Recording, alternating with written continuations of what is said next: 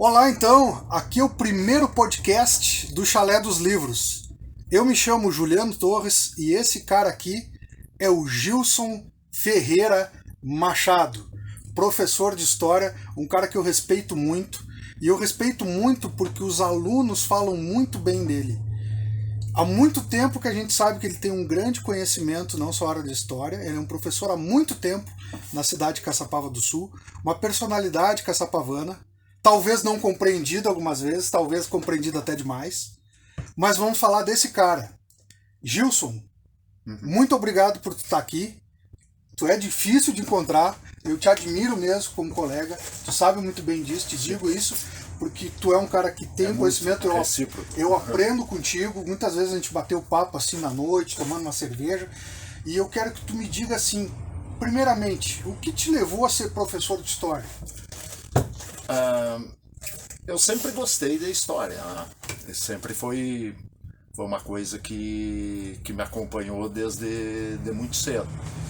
Mas teve um professor, que foi o Cotec, no cursinho em Porto Alegre que eu fiz, que me chamou a atenção para a possibilidade, como professor e tal, de fazer um trabalho diferente, de fazer uma coisa que tivesse mais a minha personalidade e que me permitisse uma satisfação pessoal na profissão. E eu acho que foi basicamente isso aí, né? Esse gosto pela história e também a facilidade de comunicação, que eu acho que é o meu ponto forte, né? Que é essa facilidade de me comunicar com os alunos, com os adolescentes, com as pessoas em geral. Quanto tempo tu tá dando aula já? Desde 1996. 96. É. Já tem uma boa caminhada. Faz muito tempo, né? Tu vem de uma família de professores também, isso ajudou a influenciar ou não? Influenciou sim, com certeza, influenciou bastante. O fato da minha mãe ser professora. Tua mãe foi minha professora? Sim. No colégio das freiras. Das freiras, foi a minha professora. Foi tua professora também? Foi. E até quando eu era pequeno, ali, tipo 8, 9 anos, estava pela segunda, terceira série, e ela sempre com os alunos particulares em casa e tal. E às vezes ela não estava em casa e os alunos chegavam primeiro, eu já ia colocando eles para estudar, já ia ensinando e quando ela chegava eu já estava comandando a festa, né? Então já havia uma tendência e uma facilidade nesse sentido, né? O que te focou na história? Teve algo assim que te focou na história ou tu entrou assim, vou fazer na área da humanas, aí faço geografia, sociologia, filosofia, depois vejo. O que te focou na história? O que te chamou a atenção na história? Na história, como eu te falei, eu fui para Porto Alegre, depois terminei o ensino médio e aí estava fazendo um cursinho pré-vestibular lá, e esse cursinho, então os professores de história se destacavam e as aulas deles, né, o Cotec, o Rigo, aquele pessoal, era um stand-up, né? E aquilo ali me chamou a atenção, eu digo, acho que é isso aí que eu gostaria de fazer, mais ou menos por esse caminho, né? O que tu acha que durante toda essa trajetória, o que tu acha que tu fez bem feito dentro da tua profissão? Acho que fiz muita coisa bem feita, né? O que tu deixaria um ponto, assim, isso aqui sim, eu acho que marcou, ou algo que marcou, assim, que te marcou? Assim, desde que eu comecei a trabalhar lá em 96 e passei por várias escolas e dei aula em Cachoeira também, e dei aula aqui em Caçapava, desde o município, estado, particular e tal, cursinho, isso, aquilo outro. Cada momento, cada época, cada turma, cada escola é um trabalho diferente, entendeu? O meu trabalho nunca é o mesmo. Nunca é o mesmo. Tá? Até porque os alunos também são... Sim, exato. Cada geração é diferente, então tem trabalhos... Tu sente essa diferença de geração depois que começou em 96 para agora? Eu pelo menos sentia. Não. Isso eu não sei se tu sente aqui. Não, sinto. Há uma diferença, né? Dos cognitiva, alunos. talvez. eu não te digo tanto cognitiva, mas de personalidade coletiva, sabe? Sim. Cada geração tem os seus apegos e as suas idiosincrasias coletivas, né? Então, e isso tu tem que saber entender isso, porque um trabalho dá certo com um grupo, dá certo com uma turma, mas não dá com outra, entendeu? Então eu meio que percorri desde construtivismo até aulas mais expositivas, uso dos mais variados recursos, né? Pesquisa, seminários, os mais variados tipos de trabalho, sempre procurando ver qual o trabalho que se adapta melhor àquela turma, àquele grupo, né? Descartando o que não está dando certo, pegando o que está dando certo, mais ou menos por aí, né?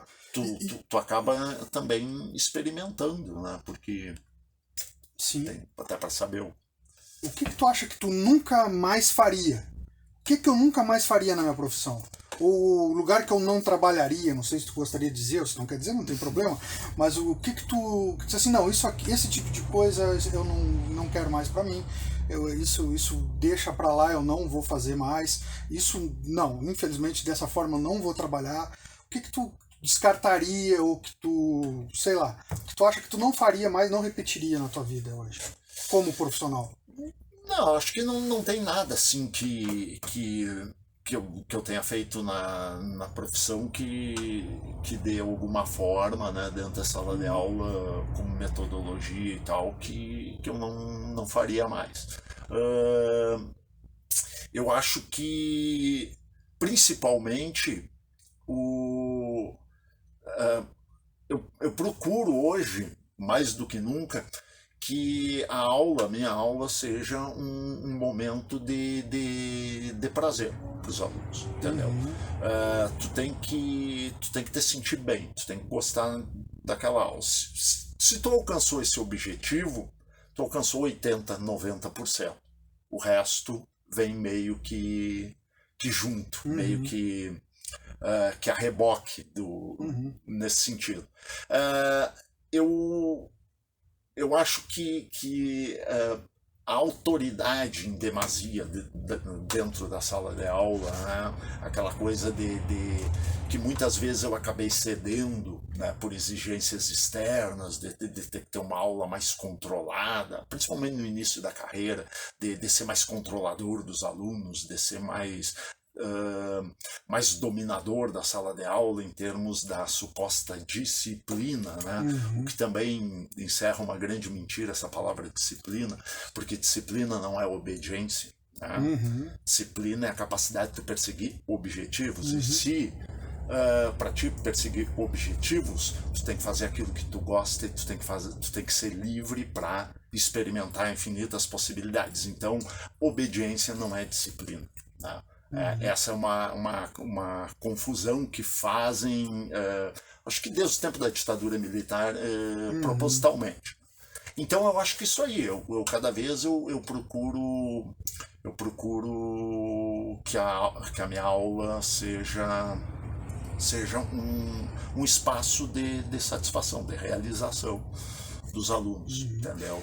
O que tu vê hoje? Eu vi uma diferença imensa agora em 2020, que foi mais ou menos que se utilizava o panóptico de Bentham. Ele estudava a questão de tu observar as pessoas, inclusive o Michel Foucault, no Vigiar e Punir, da questão de que a gente hoje está alocado dentro de um sistema virtual e colocamos os alunos ali como se fossem máquinas, como se fosse padrão, para distribuir uma nota padrão, para ter um controle sobre aqueles alunos. Isso se viu muito no virtual, né, onde que muitos, no meu caso lá, muitos não tinham, era um celular para a família inteira. Claro. O pai trabalhava até às 5 da tarde como em obras, e depois cedia o celular para a criança para conseguir ter o estudo. Então, e não era igual o padrão para aquele cara que já tinha internet, tem o seu computador no quarto, tem a sua cadeira de game, tem todo aquele processo. Consegue ter acesso às coisas mais fácil. Isso ficou muito evidente. E isso ficou muito evidente, acredito eu, no que nós passamos nessa pandemia, em que aqueles que não tinham condições, eles simplesmente ficaram alijados desse processo. E aquele processo, que vocês têm um sistema no estado, a gente no município lá tinha um sistema de colocar esses alunos dentro daquele formatinho ali e ter que dar uma nota e ter que receber não sei o que lá. Eu acho que engessou mais a educação. Tu não acha isso? Tu observa isso ou tu acha isso que está diferente? Tu acha que esse é o caminho virtual que nós encontramos? Ao mesmo tempo que eu faço a pergunta, eu estendo um pouco mais. Eu vejo muito áreas das humanas, que é a nossa, trabalhando no virtual sem ver humano. Entende? Em cursos mirabolantes para se formar. Eu me lembro que eu tive uma disciplina da História Antiga, Oriental e Clássica que era 1 ano. Há uns anos atrás, eu estava na minha casa, alguém bateu lá e queria que eu fizesse um trabalho, que iria me pagar, que eu fizesse um trabalho de História Antiga, e era História Antiga, Oriental e Clássica, tinha 40 páginas. Que viu em 2 meses, num curso mirabolante de uma universidade que pagava... Isso acontece toda hora. Eu digo isso, né? Onde é que tu vê essa diferença, tu nota isso, tu acha que isso é um trabalho, ele é pensado de uma forma global para acabar o público e favorecer o privado? Tu acha que isso é uma coisa excludente mesmo, ou é uma coisa sistemática para tornar as pessoas cada vez mais ignorantes, para existir uma dominação maior? O que tu acha mais ou menos? Que aspecto tu vê isso aí? Eu acho assim, eu acho que com a pandemia, muitos mitos relacionados, por exemplo, à democracia virtual caíram por terra. A democracia digital não existe. A democracia já era... né? Já podemos colocar em aspas. A sociedade, né? Ela é muito desigual e a escola reflete até no metaverso, a escola reflete essa desigualdade, né, da sociedade. De fato, a tecnologia, ela como um todo, ela vem para vigilância. Cada vez mais nós vivemos numa sociedade vigilante, num grande panótipo, né? E cada vez mais nós nos auto-vigiamos também, né? Antigamente tu te confessava pro padre, agora tu te confessa no Facebook, tu te confessa no Instagram. Então, a sociedade, a escola, ela sempre acaba refletindo o todo da sociedade. Ela está inserida na sociedade e ela é uma amostragem da sociedade e ela acaba mostrando muito claramente as coisas que na sociedade também não funcionam. Um outro mito que tinha é que essa geração atual, ela é uma geração digital. A pandemia vem mostrar que não. Que a maioria dos jovens, hoje em dia, eles apenas usam o celular para acessar redes sociais. Mas que um celular, esse objeto aqui, ó, tem 10 mil vezes mais capacidade de memória e de tecnologia. Do que essa livraria inteira. E do que todos os computadores usados para colocar o homem na Lua. Então, eu poderia colocar 100 homens na Lua com isso aqui, mas o máximo que eu faço é cuidar da vida alheia e o máximo que eu faço é copiar e reproduzir. Copiar e reproduzir. Né? Às vezes sem nem pensar, automaticamente. Então, isso apareceu também. Ficava perplexo como é que eles não sabiam adicionar um trabalho numa plataforma. Num e-mail, eu tinha dificuldade. Exato, eu digo, mas peraí, essa é a geração de vocês. A primeira vez que eu sentei na frente de um computador foi na faculdade. E eu e o computador era um ódio mortal. E o computador já tinha o Windows 95. E aí a primeira coisa que eu decorei foi como ligar o computador. Liga embaixo, liga no meio e liga no computador. Tá. Aquilo ali eu já sabia. Eu e o mouse era uma guerra. Eu me lembro de uma hora que eu andava com o mouse na volta do computador e o professor olhou e disse assim, peraí, tu não tá fazendo o que eu tô pensando. Eu tava ali apavorado, né? A seta não saía do lugar. Até eu me acostumar com toda a linguagem simbólica que envolve, né? Com toda a coordenação motora que envolve, que eu estava engatinhando como um bebê, mesmo tendo 20 anos na cara, 20 alguma coisa. Então, e hoje eu já tenho um domínio de tecnologia que eu produzo algum vídeo, né, sei editar, etc. E tal. Fui aprendendo e aprendi muito com os meus alunos. Também, para ver como tudo é paradoxal. Ao mesmo tempo que muitos não têm esse domínio, ainda hoje, né, muitos são verdadeiros gênios. Né? Então tudo é muito paradoxal. E encerra também isso, os que têm computadores, que têm internet, né, os que se criam, criança com 2 anos com um celular na mão, com um computador, e outras crianças que não têm esse acesso. Pessoas que moram para fora e não têm esse acesso. Exato. Né? Pessoas que são pobres e não têm esse acesso, não têm um celular. Tudo isso apareceu na pandemia com o ensino virtual. Inúmeros problemas, né? A gente viu inúmeros problemas na pandemia, e não só na área da educação, né, Gilson? Eu vejo a questão mesmo que, assim, por exemplo, na livraria. O livro existe há 5.000 anos. E existe assim uma paranoia, talvez, assim, ou uma falsa ideia de que o mundo virtual vai acabar com o livro. É muito mais fácil, talvez, o mundo virtual se modificar cada vez mais, ou até se extinguir, comparado a esses 5.000 anos de livro. Porque não é... o sistema humano, ele é o mesmo. Claro. O que mudou foi o virtual, o que mudou não foi o físico humano. A gente segue com um cérebro que pode ser desenvolvido ou não, a gente segue com 2 ouvidos, com o mesmo sistema, e nem sempre esse sistema está capacitado para assimilar esse virtual de uma forma tão rápida, como a gente diz que todo momento está se modificando, mas isso também não vai substituir coisas que são, digamos assim, não são tradicionais, mas são historicamente constituídas como uma biblioteca ou uma livraria, porque isso são meios que vai... Os outros meios aparecem e são mais um também. Mas não quer dizer que esses vão ser extinguidos. Porque não serão, porque o homem não permitirá um avanço tão grande adiante do seu físico, ao ponto em que ele não possa assimilar aquilo. Porque se pode até acontecer isso num grupo seletivo. Com muito capital, com muito investimento. Tem uma coisa hoje... na década de 1930, os caras pegaram, por exemplo, os escritos do Karl Marx e tentaram fazer a chamada Mega 1, que era todo o conhecimento escrito do Marx, que ele tinha uma letra diz que horrível, escrevia em alemão, e eles tentaram colocar muito escrito do Karl Marx, por exemplo, que não está na mídia, não foi publicado ainda. E o que é incrível no Capital é que ele escreveu 30 páginas sobre o que seria o mundo comunismo, sobre o que seria o comunismo, e 1.800 páginas do que seria o capitalismo e 18 páginas do que seria o mundo pós-comunismo. E os caras batem só nas 30 páginas.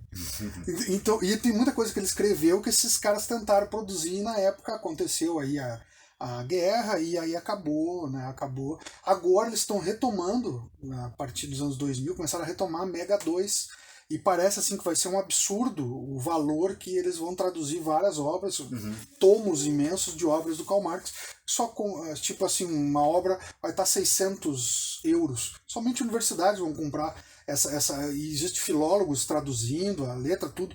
E isso mostra que muito do conhecimento que tá hoje, que embora sendo... Não vou entrar no mérito se são combatidos ou não, se são... bons ou ruins, não é a nossa função, sabe disso como historiador, né? Mas não é a nossa função, mas isso está aí, e o conhecimento muito está lá no passado. E ele simplesmente se modifica a editora, modifica a forma virtual, modifica o lugar que ele está, mas ele é o mesmo. Ele é o mesmo conhecimento, ele é o mesmo, talvez um pouco mais, e o que está aparecendo de novo quase não chega a ser inovador. É sempre baseado com alguma ideia do que está lá no passado. Tu sente essa bipolaridade no Brasil hoje? Essa forma...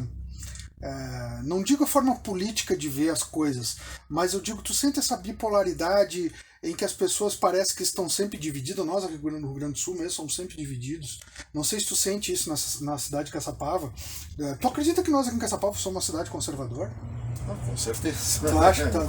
Tu acha? E tu acha que isso influenciou na educação aqui de uma forma geral?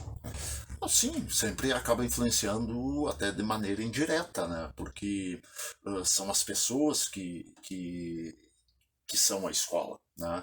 E as pessoas são as pessoas do município.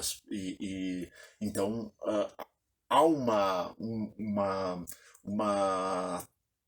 postura mais conservadora no município, e isso vai se refletir também dentro da escola, com certeza, não há dúvida alguma disso. Tu acha que o conservadorismo ele pode brecar? Mas não é só aqui, isso também... Sim. Né? Tem cidades por aí do interior que até capitais que tu encontra escolas ainda mais conservadoras, ainda mais, né? Parece que da época da ditadura, da década de 70, com toda aquela ritualística da escola, todo aquele, né, fila, horário, porta fechada, confinamento, espaços confinados, né? Foucault, vigiar e punir, né? A escola que reproduz a fábrica, que reproduz o presídio, que reproduz o hospital, que reproduz o hospício, as instituições de controle do tempo, as instituições de controle da personalidade. Exatamente. Né? Tu chega na escola às 7h30 da manhã, tu tira a tua personalidade, dobra, coloca dentro da mochila e tu entra. Se ratear até de uniforme, todo mundo igual. A própria palavra formatura, né, vem de forma. Claro. Formato. Sai todo mundo igual. Todo mundo igual. Essa é a ideia. É uma coisa que eu fico perguntando no pleno século XXI. A gente está num banquinho aqui bem duro. Né? Mas um banquinho aqui que a gente está sentado aqui. Tu imagina ficar sentado numa cadeira por 4 aulas, assistindo 5, 6 aulas, fechado em 4 paredes, e nem em casa eu acho que eles são capazes de ficar, talvez na pandemia tiveram que ficar. E como é que se vê a educação no século XXI dessa forma? Né?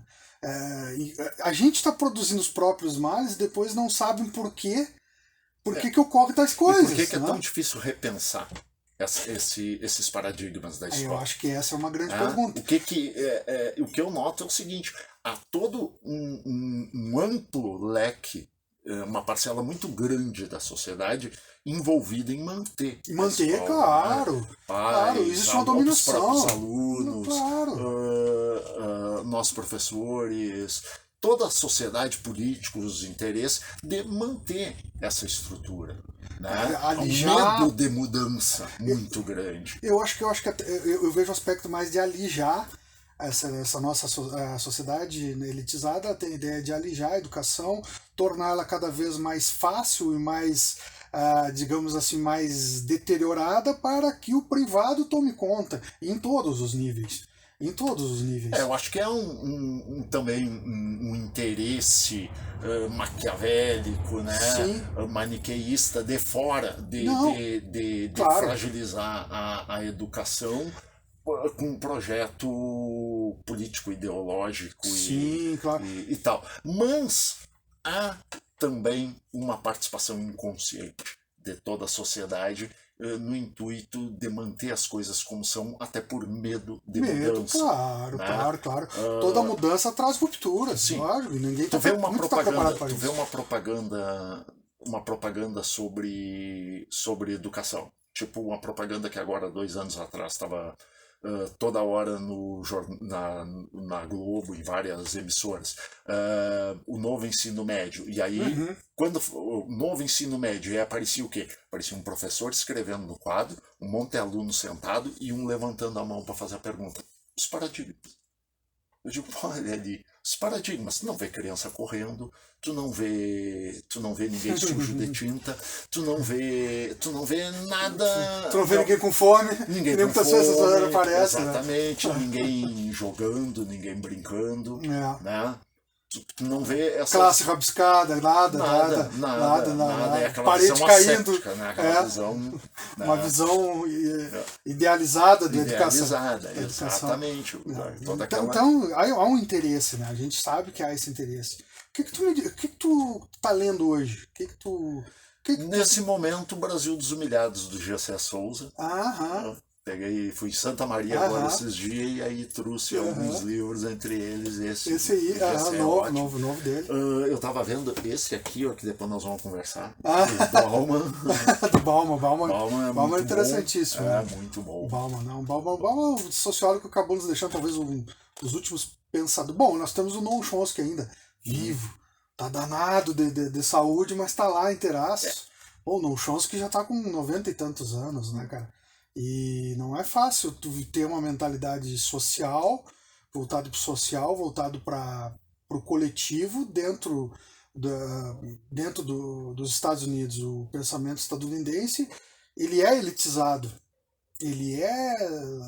A liberdade deles é uma forma falsa de ver em todos os estados. Uma concepção muito particular da muito liberdade. Particular, exatamente. A democracia deles é funila em 2 partidos. Sim. Que diabo de democracia é essa? Exato. Democracia tem uma coisa ampla de pensamento, e aqui queriam a mesma coisa, né? E assim, agora tu me disse que do Bauman, tu me falou do Gessé. Tu acha... O Gessé escreveu um livro sobre a classe média. Tu acha que a classe média, de uma forma geral, no Brasil, ela é culpada? Que nem pensa alguns pensadores da filosofia. Tu acha que ela é culpada por grande parte das nossas mazelas? Essa questão, por exemplo, há um tempo atrás, se via o cara ali... a gente encheu o peito de dizer que paga o Bolsa Família para tal família lá que é um monte de vagabundo. Quer dizer, como se, né, o cara tá bem, tá vivendo uma cama legal, tá vivendo um teto legal, tá vivendo bem, tem o seu emprego, tem o seu trabalho, suas condições ali, e aí, de repente, do nada, ele acha... Eu vou te dizer uma coisa, eu faria alguns acréscimos do Bolsa Família. Quanto que é o Bolsa Família? É 500? Não sei se... 600 mil? Quanto que é o Bolsa Família? Eu simplesmente faria o seguinte, vamos fazer o seguinte, vamos triplicar o Bolsa Família, mas é o seguinte, nenhum da família com ficha na polícia e todos na escola. Olha o quanto que nós pouparíamos de dinheiro. Porque o Bolsa Família, o dinheiro vai girar na comunidade que está. Porque eu acredito que em parte da nossa, não sei se tu concorda comigo, da nossa sociedade classe média, ela se auto-sabota. Ela se auto-sabota. Não é que eu quero te dar o exemplo. Não é que eu quero te dar o exemplo, mas tu me deu um exemplo agora. E vai em Santa Maria comprar livro. Nós temos uma livraria aqui. Não, sim. Te botei na parede. Não, mas... é um simples exemplo. Entendeu? Não, claro. É um simples exemplo que eu estou dando. Então, e ao mesmo tempo depois, por que aqui não está dando certo? Mas eu não digo nós, assim, que nós somos professores, temos uma... Não somos mas a grande parte vai investir em outro lugar, investe em outro estado, e não investe no lugar em que vive. E eu acho que isso é uma autossabotagem da nossa classe média. Ela própria mesmo se auto-sabota. Ela cria mecanismos de se autodestruir. Eu não sei se tu concorda, discorda, mas eu acho que ela produz as suas próprias mazelas. Eu acho que a classe média brasileira ela é tanto vítima quanto culpada por grande parte da problemática nacional, né? E como tu falou, ela se auto-sabota. Eu vejo isso também vejo isso aí, mas eu não vejo como um julgamento, né, ela se auto-sabota e isso é culpa dela, porque não faz isso também conscientemente. Ela é vítima das relações simbólicas que são montadas pela mídia, pela cultura, pela mídia internacional, né? E que acaba conduzindo, né, essa classe média a ter esse comportamento. Todas as instituições, até a escola, como um todo. Tu acha que é uma coisa mais coletiva, então, do que propriamente individual? Eu boto muito culpa na ganância. Talvez o capitalismo, a globalização tenha aumentado essa ganância, essa individualidade que a gente tem. Mas Porque eu vejo isso aí muito tu vê na história brasileira. A sociedade brasileira ela é uma sociedade escravista. E a escravidão acabou ali no 13 de maio de 1888, acabou oficialmente, mas ela se manteve. Ela se manteve não só como racismo, mas ela também se manteve racismo como estrutural, racismo simbólico e racismo de fato, né? Claro. Mas também ela se manteve com esse racismo expandindo sobre os pobres como um todo, né? Como Gilberto Gil diz numa música, né? Brancos que de tão pobres parecem negros, né? É uma sacada genial dele ali, né? Já falando sobre o que o Gessé também fala nesse livro aí, que o racismo ele passa a ser um racismo cultural. Ele Claro. não é mais racial, mas ele agora é cultural. Ele é contra as culturas e o estilo de vida dos mais pobres e os benefícios dos mais pobres e tal. Eu acho que ainda hoje essa postura da classe média fala muito sobre o nosso passado, sobre o fato de bandeirantes paulistas serem mamelucos que caçavam índios e já não se sentiam indígenas, né? Sobre mulatos em Minas Gerais que eram senhores de escravos e já não se sentiam negros, né? E sobre a velha construção da identidade. A velha construção da identidade, que passa pelo simbólico, né? E claro. que muitas vezes é refém desse. Sim, o poder simbólico do Pierre Bourdieu fala muito bem nessa exatamente. questão. Eu acho que tem muito disso. Eu acho que é uma sociedade perdida nesse sentido e que a escola pouco contribui para uma reflexão nesse sentido. Né? Até porque há uma... conseguir inocular nas pessoas uma reação a esse tipo de então não é aula, é bobagem, é bobice, tá com aquelas conversas. O professor comunista. Né? Então, o comunismo serve como pejorativo. E aí é muito fácil os esforços de autocompreensão da sociedade. Tu desconstrói. O cara tá muito. O comunismo vem de comum a todos, então nós somos comum, é isso que significa o comunismo. Mas na cabeça deles é o comunismo de Guerra Fria, né, de tudo aquilo que a gente sabe que confunde muito o stalinismo, o maoísmo, né, com a ideia de humanismo, ou até mesmo de democracia, que muitas vezes é vista como, né, um comunismo. Marx não era marxista, sim, ele mesmo, Buda não era budista, ele se e Cristo que não era cristão, né? Sim, então, claro. Né, o que as pessoas fazem com as ideias, sim, né? que eu faço, claro. Amanhã ou depois tu morre e numa dessas, quando daqui 100 anos tem uma estátua tua e estão contando sobre um Juliano que nunca existiu. Charles Darwin, com a sua obra, só foi reconhecido 150 anos depois. Uma estátua em cima de um cavalo com o pé levantado, simbolizando que tu tomou em combate.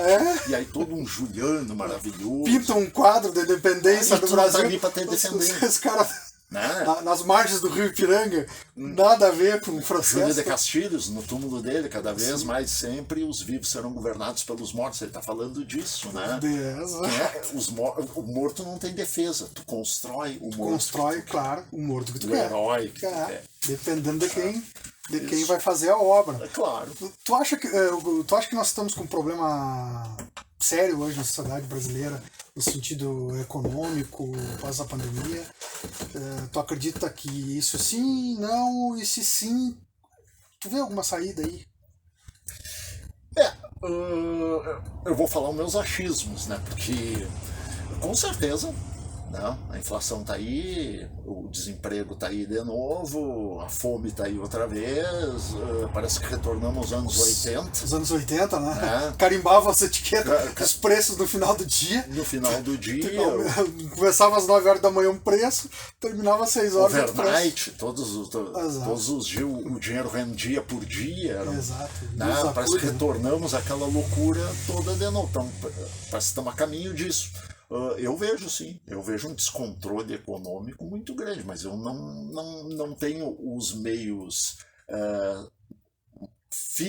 científicos para mostrar isso, né? Teria que ter um trabalho científico mais bem... Sim, mas tu sabe que existe a grossa vista, claro, né? Tá aí. Existe grande parte, eu não sei, dizem, né, que 30% da população brasileira, principalmente ligada ao agronegócio, acredita que está tudo bem, que estão vencendo, que o Nordeste está tudo bem, que estão plantando horrores, está tudo produzindo, não importa o acúmulo de veneno, não importa o impacto ambiental, o que importa é produção. Só que eu não entendo essa produção por estrangeiro, que também está chegando num limite depois de uma pandemia, que não tem condições para comprar tudo aquilo que possa ser produzido, porque o mercado interno não vai comprar. É que nem a velha história que a gente escutava um tempo atrás, de querer que o Rio Grande do Sul se separasse. O Brasil vai se separar e vai comprar de quem? Vai negociar com quem? Vai produzir o quê? De quem? Né? Trocar um mercado consumidor de 220 milhões de pessoas para um mercado consumidor de 9, 10. Umas ideias... Se bem que... E eu acho que essas coisas assim são esse tipo de mentalidade, muitos porque delírios, aqui no Sul nós somos europeus, esse tipo de mentalidade delírios, é também o racismo cultural, é o racismo disfarçado de identidade nacional. Às vezes as pessoas nem sabem, mas é uma postura muito forte de racismo nessa ideia de separatista. Sim. Porque o Sul é melhor que o resto do Brasil. Aqui nós somos menos corruptos, uns mitos, né? Nós somos menos corruptos. Sim, vamos levantar aí quantos processos, né? Talvez isso, será que isso também não vem daquele velho o gaúcho, bandoleiro, beberrão, ladrão de gado? Uhum. Não tá um pouco na nossa... Não foi meio que maquiado essa construção do rio-grandense do século XXI? Não vem essa construção de que nós somos, como tu está até dizendo, nós somos o melhor país, o melhor estado do Brasil, nós somos diferenciados, nós somos mais isso, mais aquilo. Todo esse enaltecimento, ela não é uma forma de mascarar também a nossa história, do El Gaúcho, daquele ladrão de gado, beberrão, estuprador, porque a gente sabe que o gaúcho... indígena, muitas vezes. O gaúcho que nos foi vendido não tem nada a ver com o verdadeiro. Sim, com certeza. A construção serve para isso, para fazer algo novo. E ela está constantemente se transformando. Mantendo o que interessa do antigo. Sim. Né? Tu constrói algo novo, algo que é mais útil pro momento agora, né? Até o mito do gaúcho gentil, né? Educado. Tinha antigamente o mito do gaúcho macho. Né? E isso vem também lá. Tu pega... Por isso que os paulistas até hoje, né, brincam com a gente. Né? Muitos não entendem por que eles estão rindo de nós no partido de futebol. Porque é uma construção de que nós éramos mais do que os outros. Uhum. Né? Nossos testículos eram maiores, sei lá, qual era o que nos diferenciava. Né? E eu acho que isso vem muito realmente dessa questão de que dessa imposição, e aí eu volto a dizer, uma imposição divulgada pela classe média. Essa divulgação, ela só vai ocorrer, ela não vai ocorrer do pobre que é invisível. Eu acho que ela é invisível. A classe média ela é usada, sim, como equalizador dessas ideias. Isso. Mas essas ideias vêm de cima. Vem de cima, lógico. Essas ideias, elas são feitas conforme o interesse realmente internacional do capital internacional, claro. E do 1% do capital brasileiro, mas também com apoio formal de muitos intelectuais. Pois é isso. Eu acho intelectuais que que vem ali uma oportunidade de criar um mercado das suas ideias. Né? E essas ideias, né? Essas ideias que, tipo do Olavo de Carvalho, ou por exemplo, do guia politicamente incorreto, essas ideias, essas ideias, elas são formuladas por cientistas, queiram ou não queiram, né? Embora entre aspas, essa ciência dele seja... Teve casos, né, inclusive de por grandes palestrantes como o Leandro Carnal. Leandro Carnal desmascarou esse cara do que tu falou aí, que escreveu aqueles história politicamente incorreta, de dados fajutos, né? De excluir dados. Cientificismo, muitas vezes. É que manobra usando de ciência. Não, né? e muito foi utilizado. Mas eles se apegam a um modelo científico, a uma metodologia, nem que seja para dar uns passos para atingir aquele objetivo ideológico que eles têm. Mas essa ideologia, ela ecoa lá de cima desses cientistas e chega no senso comum. Chega no barbeiro que tá cortando teu cabelo, tá conversando contigo. Tá reproduzindo. Chega no tiozão do boteco. Tá reproduzindo sem raciocinar. Ele simplesmente é um papagaio de pirata que fica somente reproduzindo o que ele escutou, sem ter uma concepção. Né, a mídia chega ao jornal, as Jovem Pan da vida. Mas eu acho, sabe, o seguinte, o segundo dizia, né, um livro muito interessante antes de morrer, do Paulo Morim, aquele Paulo Henrique Morim, se não me engano, ele faleceu, ele tinha Pedro Henrique, isso. E eu li aquele livro dele, cara, O Quarto Poder, e eu acho que depois ali daquele processo de 2013, com a questão de tirar a Dilma e coisa e tal, que melhoraria tudo, que tudo estaria tranquilo, foi equalizado. Isso foi vendido pela mídia. Foi feito pela... E acho que ali ficou nítido. Eu acho que... Tanto é que ficou nítido o seguinte... Vamos falar em miúdos, o cara que processou, porque o seguinte, o Partido dos Trabalhadores tiraram dois caras da linha presidencial, Dilma e Lula. E o cara que tirou, o Lula, foi ministro do cara que ganhou. Sem querer entrar nesse detalhe, mas isso é fato.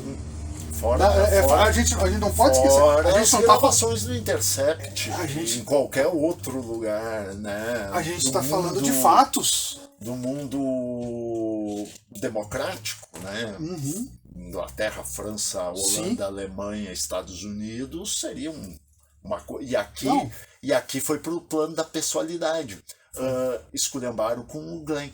Né? O Glenn era o maior jornalista do mundo até revelar aquela. Exatamente. A partir dali se tornou tudo o que de pior. Né? Atacam a pessoa, entende? Não a ideia, não os argumentos, mas atacam a pessoa. A pessoa. Então.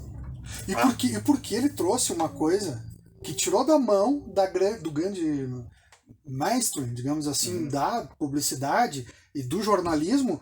Ele desfocou tanto ele como pega a imprensa livre que produz jornalismo, disse para Globo, para SBT, para todos os outros lugares, olha, tem outra forma de fazer jornalismo aqui, não é somente a forma como... E aquela vez a gente sabia que era nítido que o contrato da Globo ia expirar com o governo, e que eles iam perder a concessão pública.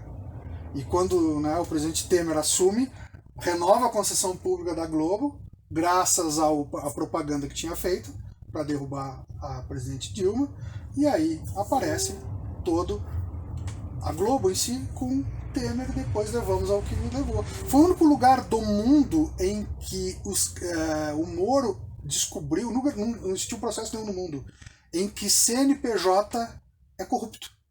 Porque se tu tem uma empresa... O corrupto é talvez o gerente, o diretor, o caixa, mas toda empresa não é corrupta. E no Brasil toda empresa foi tratada de corrupta para que houvesse uma quebra no Brasil. Mas aí nós temos que ver o que estava em jogo. Estava em jogo o BRICS, estava em jogo o pré-sal, que iria para a educação. Sim. Iria.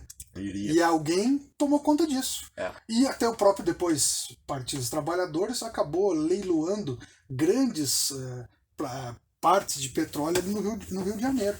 Quer dizer, não tem santo nessa história.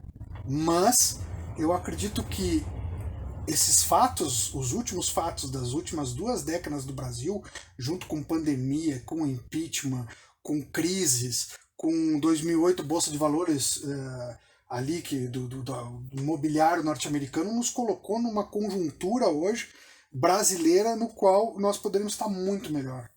Educacionalmente, economicamente, politicamente. E algo fez com que nós regredisse. Tem esse foco em cima das riquezas naturais do país, né? Sempre houve essa pressão. Eu digo que no Brasil tem 2 partidos políticos. Tu tem, até pela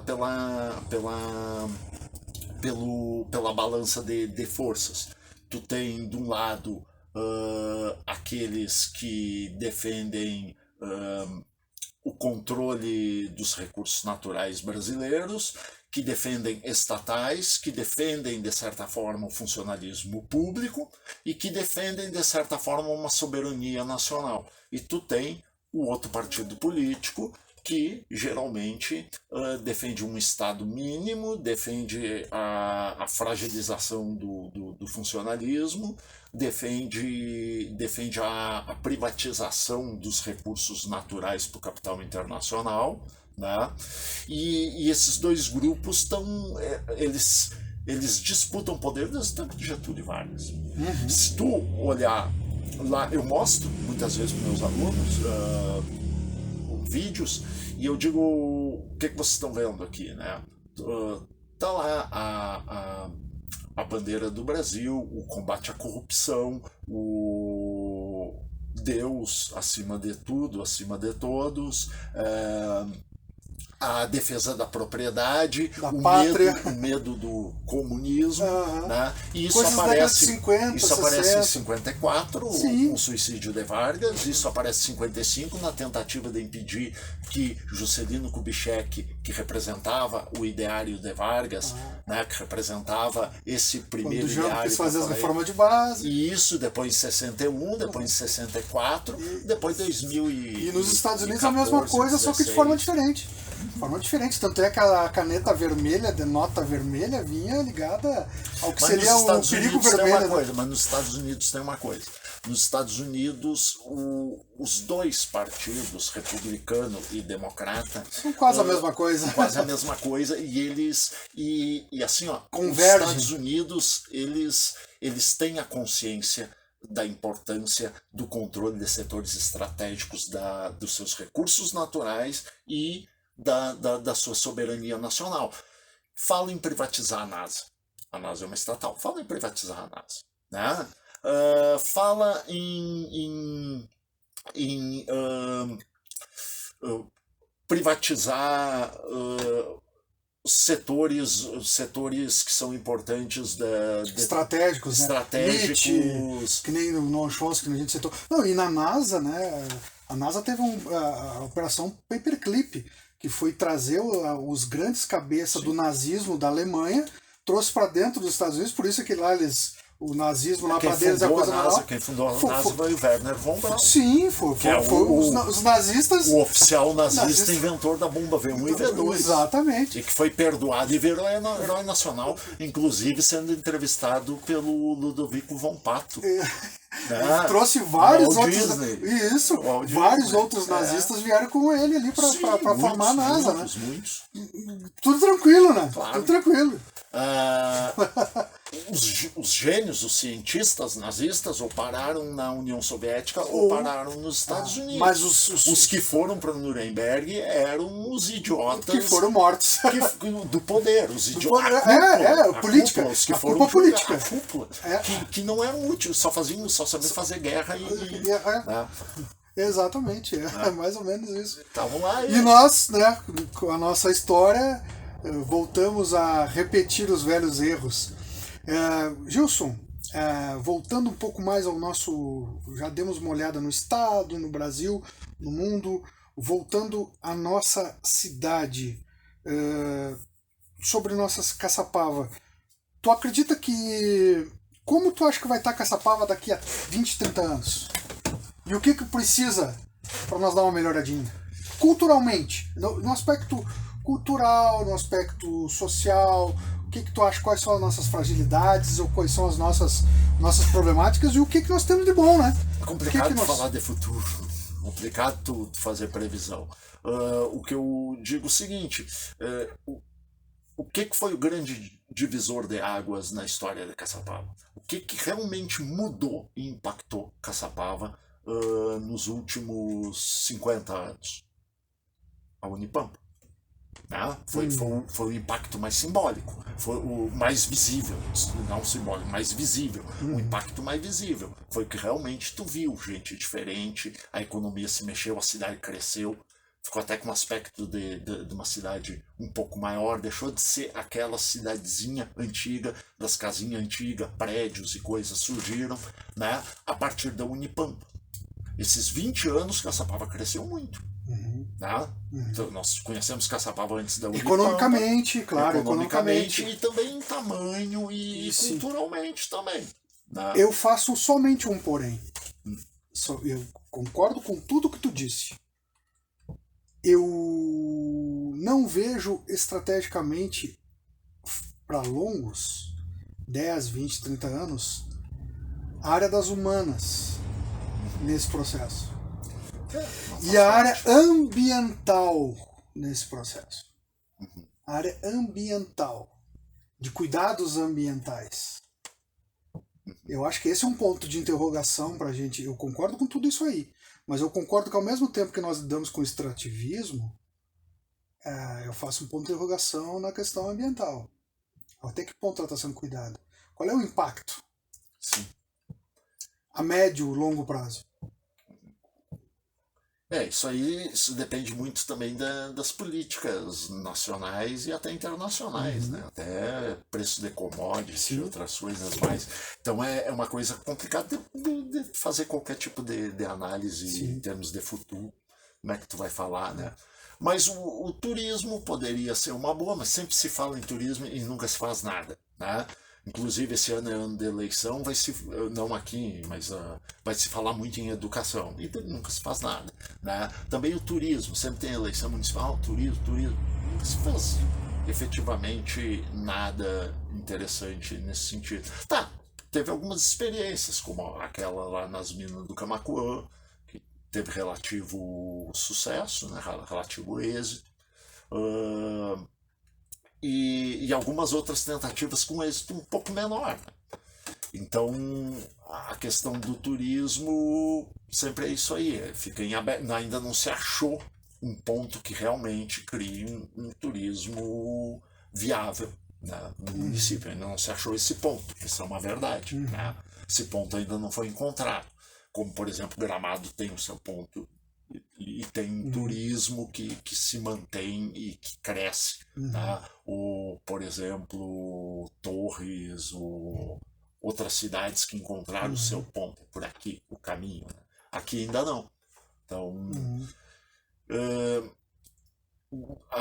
a questão da mineração, ela vai continuar sempre, né? Porque é uma cidade com recursos minerais, e mais cedo ou mais tarde, conforme o humor do mercado internacional, né, vai se minerar isso, aquilo ou aquilo outro, né? Então tudo, mas não tem como tu formular uma ideia de futuro. Mas eu acho exatamente isso, concordo, tem parte que tu falou, e a questão, eu vejo a única coisa assim a longo prazo, um grande problema na nossa área de humanas. Eu não vejo talvez uma renovação. Quando é que nós vamos ter o Tugilson aí dando aula de história? Mas de repente não seja necessário, né? De repente não seja necessário. Cada um é cada um, né?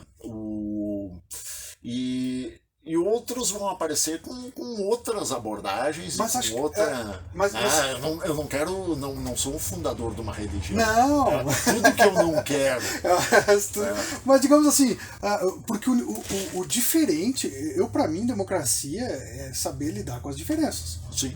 Trabalhar as diferenças, saber lidar com as diferenças. Talvez um pouco ardido no começo, um pouco defeituoso no começo, um pouco torto, mas depois ele vai se alinhando, porque a gente é preciso ceder para a gente também ter a consciência de que precisa respeitar para ser respeitado. As diferenças, acredito nisso, nós temos que entender essas diferenças. E eu vejo muita fragilidade na questão de humanas. Sinceramente, eu vejo crescer vários aspectos, economicamente, estruturalmente, no extrativismo, mas a área das humanas, eu acho que precisaria ter um... Eu acho que, historicamente, talvez não exista um interesse. Isso vem desde década de muito tempo. Passando por ditadura militar em Caçapava, passando por todos os processos, passando por universidades que tiveram aqui. Eu acho que existe talvez um pensamento de que é muito perigoso dar voz para os humanos. Isso não há dúvida. Se nós vivemos num mundo conservador, nesse nosso mundo, eu acho que nós não podíamos fugir dessa pergunta. Só que essa... Acho que tu tá entendendo o que eu quero dizer. Não, eu sei. Tem isso. Há esse medo, né? Das humanas, e há esse medo de quem tem algum tipo de posicionamento autêntico. Né? Tu sofreu isso, desculpa a pergunta, como entrevista? Sim, com certeza. Sempre, acho que todos nós. Sempre, né? Todos nós. Mas isso aí fala muito mais dos medos porque... idiosincrasias, muitas vezes. Entendeu? Idiosincrasias, apego a ideias que já não tem mais tempo nem lugar atual. Entendeu? Mas que ainda tem pessoas que ainda estão apegadas a essas Talvez ideias. tem gente que esteja nesse momento apavorado com o que nós estamos falando aqui, tu sabia disso? Possível. Possível, no plano século XXI nós estamos falando de coisas simples, os caras estão falando disso lá. Olha só, Sim. Possível que isso ocorra. É possível. Porque existe uma parede. Claro, existe uma parede que a gente vê. Muito, esse medo é muito mais imaginário do que qualquer outra coisa. Né? É muito mais imaginário do que qualquer outra coisa. Tu acha que ainda existe aqui a questão do carteiraço, do sentido, eu me dou com fulano, o fulano é meu padrinho, não sei o que lá. Existe muito disso? Esse livro que eu estou lendo do Gessé, ele fala que o carteiraço, o Roberto da Mata fala sobre isso, né?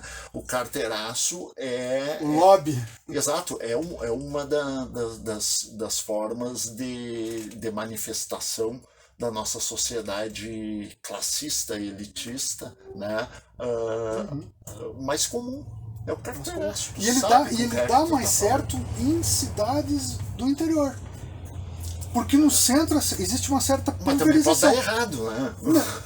Pode dar muito errado. Pode dar muito Dependendo errado, do lado que está sendo feito isso. Pode dar muito errado, inclusive, né? A gente sabe que essas coisas não podiam vir à toa da década de 60. Tem muito carteiraço engraçado, né? Tem uns carteiraços engraçados que tu fica, meu Deus. Não, a questão da ascensão pela não pelo potencial, não pelo profissional, eu digo ascensão no enquadramento de sociedade, se bem é nesse sentido, o enquadramento de que a nossa sociedade necessita. Tu vê que é uma sociedade que foi pulverizada, classe média, no momento em que perdemos acesso talvez a um clube. Mas ela se mantém em pequenas instituições, ou pequenos grupos, em pequeno comércio, talvez. É uma forma de se modificar, mas ela não deixa de existir. E isso se forma, o fulano que é dono de não sei o que me conseguiu isso, me conseguiu aquilo. Não, fulano... Com certeza isso existe não só aqui, mas em todo o estado, em todo o Brasil, né? Mas acho que dá mais certo nas cidades do interior. Veja bem, tem um conceito, olha só. Tem um conceito, não sei se tu já leu Raízes do Brasil, do Sérgio Buarque. Claro. Ele fala o conceito de homem cordial. Né? O que é o homem cordial? O homem cordial os homens bons. Isso, os homens bons, o homem cordial. O homem cordial é aquele que ele, desde do Senhor do Engenho, desde do Barão do Café, né, ele está numa posição confortável. Ele é o senhor, ele é a autoridade. Então ele não vai se trocar com os escravos, ele não vai se trocar com os capatazes. Ele vai falar do alto da varanda, ele vai falar de cima para baixo, ele vai ser educado sempre, porque ele não tem o porquê se trocar. Então ele é sempre um homem cordial. E ele leva para a coisa pública a cordialidade do lar, ele leva para a coisa pública, né, as relações cordiais do lar, os amigos, os familiares, né, os interesses familiares, os interesses do seu grupo de amigos, ele leva para a coisa pública. Esse é o homem cordial. Sérgio Buarque de Holanda escreveu sobre isso em 1937, né, mostrando que a nossa política, e não só a nossa política, a coisa pública, a coisa pública brasileira é permeada por essa pessoalidade, né, por essa cordialidade. Então eu ocupo um cargo público e aí eu vou levar os meus, eu vou favorecer os meus, eu vou ser cordial com os meus. Essa é a ideia do homem cordial. E isso mostra muito da nossa sociedade. Isso está muito vivo na nossa sociedade. Tanto no Nordeste, muito isso, o voto a cabresto, toda aquela estrutura, né, digamos, do coroné, como que nós, os fazendeiros estancieiros. Sim.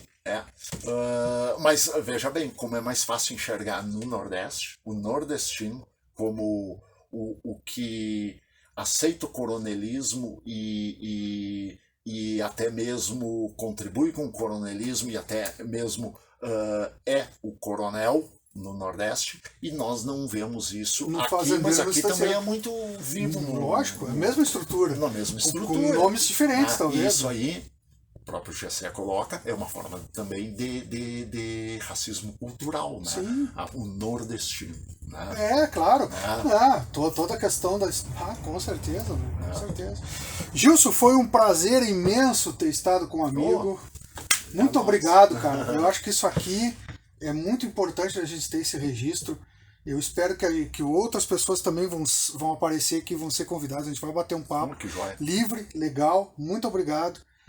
Isso aqui é para cultura, uma personalidade, um professor da cidade de Caçapava do Sul que ensinou tantos e tantos alunos. E eu sei que é difícil falar com esse cara, mas, cara, valeu mesmo, muito obrigado. Assim, acho que a cultura e quem for ver aí agradece e vê o quanto que tu pode contribuir. Obrigado mesmo, cara. Eu que agradeço.